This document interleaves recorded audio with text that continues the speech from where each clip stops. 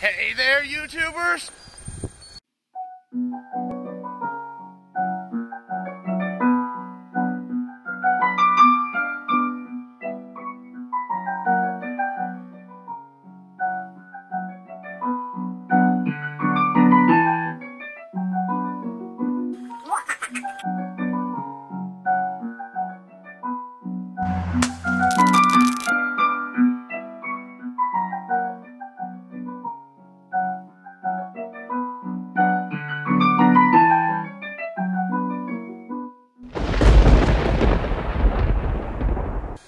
Professor Sheep here.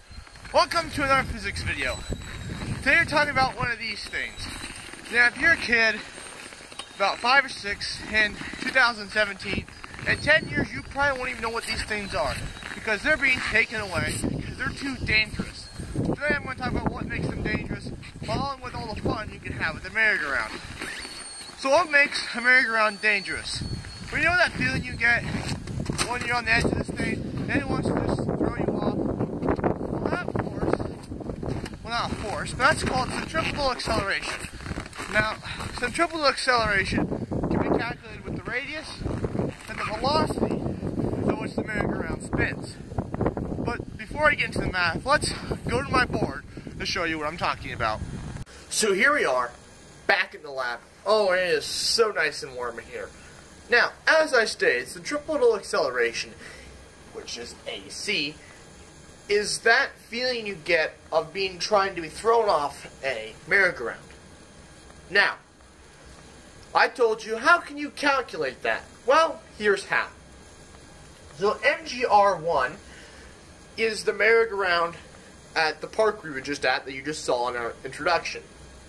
It has a radius, roughly 1.83 meters. I need to calculate its circumference to find its velocity, because centripetal acceleration is velocity squared over the radius. So, to find its circumference, I took 2 pi r, which is 2 times pi times 1.83, gets me 11.53 meters. Now, considering 1 revolution per second, which is 11.53 meters per second, wasn't feasible with just me sitting there spinning it, no matter how hard I tried. I figured, okay, what if I did 1/3 of that? What if I did 1 revolution every 3 seconds? So I took 11.53, divided it by 3, got 3.83 meters per second, squared that, divided that whole thing over 1.83 meters, and got 8.02 meters per second squared. Now, Earth's acceleration, that force you feel when you drop, is 9.8 meters per second squared. To learn more about that, check the link in the description below to my gravity video, where we talk about how gravity affects objects falling through air. Now, if I were to get to do 1 revolution every 2.7 seconds, this is an estimate, I would assume that you could pull 1 g, which is 9.8 meters per second squared, on a merry-go-round, which, if you were to do this, would mean that if the edge of the merry-go-round was solid, you could walk on the edge of the merry-go-round, inside edge, of course, not the outside edge. You'd be thrown off, but on the inside edge. But you do have to counteract 9.8 meters per second squared, the Earth's gravity. Now, the Earth is a sphere-ish. More on that in a second. And it's spinning on its axis, which is similar to a merry-go-round, which is just a disc. Could I calculate the centripetal acceleration of the Earth? And I did. So I could have easily Googled the Earth's speed as it rotates on its axis. But no. I could have easily looked up its radius, but no. All I need was its circumference, which, after a quick Google search, is 40,075,000 meters. I took Earth's circumference, divided it by 60 times 24, which is, the reason why is because this is, say, 1 revolution per day, which is what Earth does. Well, I need that in meters per second. So, there are 60 seconds in a minute, there are 60 minutes in an hour, and there are 24 hours in a day. After that quick conversion, you get 463.8 meters per second. Now, I need to take the circumference, divide it by 2 pi r to find the radius, which is 6,378,134 meters. That's the radius. I took 463.8 squared, divided it by the radius, gets me the Earth's centripetal acceleration, which is 0.034 meters per second squared.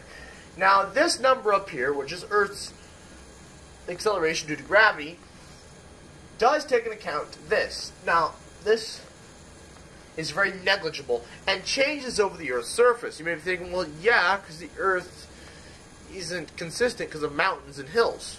True, but also false. The Earth, as we were told, is a sphere.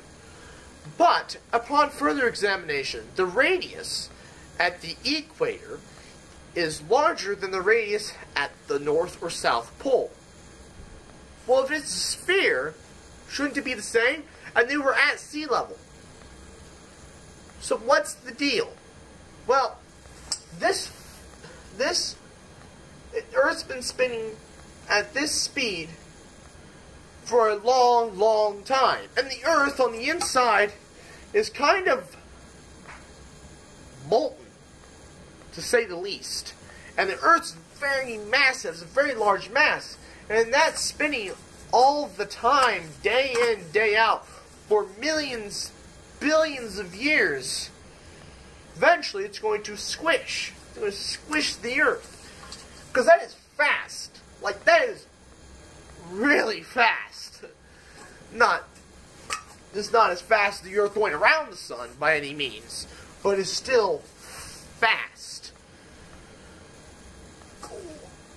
Now, your velocity is a big factor. But the radius is really where we can change things. Specifically when it comes to merry-go-rounds. I have one merry-go-round to show you that is itsy-bitsy tiny. We're going to show you the science on that one. So as I just said, the radius affects your centripetal acceleration. It is currently -2 degrees, but I've come to a smaller spinning disk to show you this. Now, because the circumference is smaller, the velocity is going to be smaller. But since the whole object is smaller, I can spin it a lot faster. So these rocks I have on here, I can show you how much I can get them up to a nice nice centripetal acceleration to get them to fall off. Just watch, see? Off. Easy peasy. Now, this thing isn't as stable as I remember, but it still works. I'll show you this. But I'm not done. Let's go to the lab to show you one more thing, and then it's time to do my favorite thing. It's time to supersize. So here we are, back in the lab. Now, after examining that, I did actually measure it, because -2, I'm not going to measure it. So I'm assuming that the radius is 0.905 meters. Now we have to find the circumference, which is 2 times pi times 0.1905 meters equals 1.97 meters. Now, since that thing was very small, it is easy to assume that you could get it to spin at 1 revolution per second, which is 1.197 meters per second.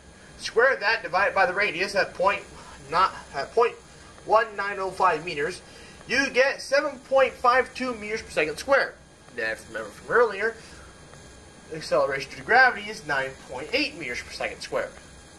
But the velocity at 1/3 a revolution per second on the big merry-go-round was 8 meters per second squared. A 0.5 meter per second difference. So, is it better to have a larger radius? But if you remember, the velocity was 3 meters per second. What's this tell us? Is it better to do this? To determine that, we're going to talk about torque in the next segment. But first, just to get a good representation, it's time to supersize. So now it's time to supersize. I found a roundabout as we were on our way to the interstate, which had a much larger radius than the roundabout we're going to use, but the interstate is a little further away. So we're going to look at this roundabout here.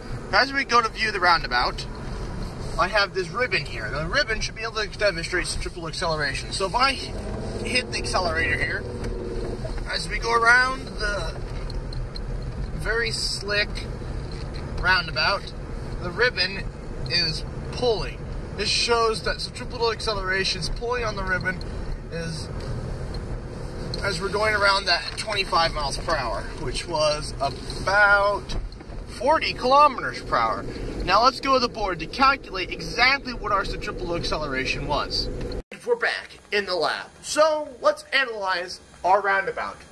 So after using Google Maps and a quick Google search how to calculate distances in Google Maps, I found that the radius is roughly 28.105 meters. Our speed was roughly 40 kilometers per hour, which is 11.11 meters per second. So we take 11.11, square that over 28.105, we get our acceleration, which is 4.39 meters per second squared. Well, that's the smallest acceleration we've seen yet. And it is nowhere near 9.8. What happened? We have a massive radius, a massive-ish velocity. Again, massive-ish is the key thing. See, previously we were almost reaching 1 revolution per second. Either 1/3 a revolution per second or 1 revolution per second. Here, we are just over 1/3 a revolution per second. And with that large of a radius, you're going to have a massive circumference, which means you need to be going faster if you're going to hit 9.8. Okay, we'll just do that then. Well, when it comes to circles, you need to know something called torque.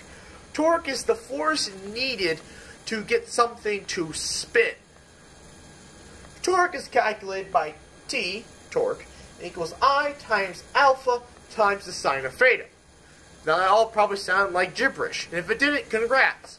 Now for those of you that sound like gibberish, we'll start with sine of theta. Sine is a trig function, theta is the angle that you moved the object. So, in our case, if we did 1 revolution, that'd be 2 pi. Not in degrees. You're going to have to be in radians, which is a unit circle, which is another video, because that's just math. Alright, what's I and what's alpha? Well, I is moment of inertia. And we know that inertia is an object's resistance to change. So, moment of inertia is the resistance for an object to spin. The most basic form, which is just a ring, which is a mass spinning around in a circle, being held in place at that radius by a massless force. But by something that's massless, not a force, sorry, just something that's massless. Well, for our sake, that's the basic one we're going to do, which is the mass times the radius squared. Now, if you wanted to know that for a merry-go-round, which is more of a cylinder, you would use a different equation. It's the same thing, just you need a fraction in there. But you can Google search that. Now on to alpha. Alpha is delta W divided by T. But what is alpha? Alpha is angular acceleration, not centripetal acceleration. This is your linear acceleration. This is your This is your angular acceleration. Your angular acceleration is taking your angular velocity, W, which is your change, in your angular velocity, divided by the time. And to calculate your linear velocity, which is W, you take your velocity, this is your linear velocity, divided by the radius. So using just these, we can calculate torque. Now the roundabout's a little iffy because you need to know the mass of the pickup truck or car you were driving, and that's not fun to do at all. But in the meantime, I would like to thank you all for watching. Please like, comment, and share. New videos every Friday, and good night.